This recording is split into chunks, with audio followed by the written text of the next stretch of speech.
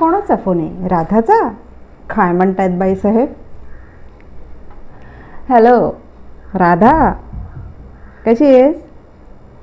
राधाच ना? नाही ग, आवाज वेगळा येतोय म्हणून म्हणलं. काय सर्दी झाली आहे? आजकाल घरोघरी तेच आहे ग. पण तुला खूपच झाली आहे सर्दी. आवाज जाम ओळखून आला मला.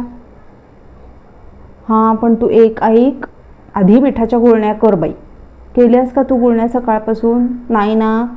बास, म्हणूनच आवाज मोकळा नाही झाला तुझा. आता आधी उठ आणि मिठाच्या गुळण्या कर, आणि कोमट पाण्याने, जास्ती गरम पण नको. हां, आणि चहा नको घेऊस, दूध हळदच घे सरळ.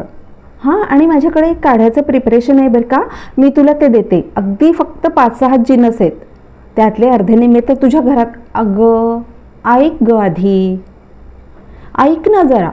मी काय म्हणते, फक्त 5-6 जिन्नस आहेत, त्यातले अर्धे तर तुझ्या घरीच निघतील, आणि 5-6 तू मागवून घे कुठल्या स्टोअरमधून. काय तुझ्या शेजारणीने दिलाय तुला काढा? माहीत आहे मला तुझी शेजारीण. तिच्या काढा पिऊन ना झाली तुझी सर्दी बरी. सर्दी बरी व्हायची लांबच, तिचा काढा पिऊन मी सांगते तुझं पोट खराब होणार आहे. तू माझं प्रिपरेशन लिहून घे. अगं असं मॅजिक होईल ना. आमच्या घरात जरा कोणाला सर्दी खोकला झाला ना की आम्ही तेच घेतो.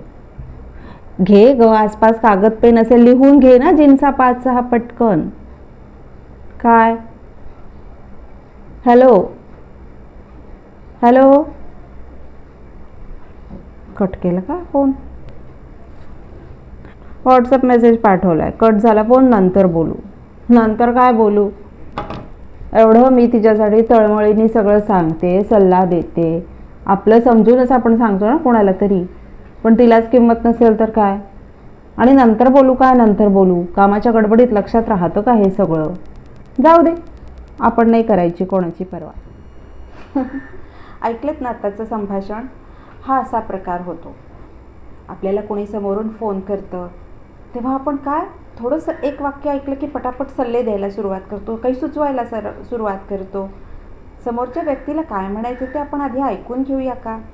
कदाचित त्यांना फक्त थोडंसं मोकळं व्हायचं असेल, व्यक्त व्हायचं असेल, थोडीशी सहानुभूतीची, थोडीशा प्रेमाच्या संभाषणाची अपेक्षा असेल.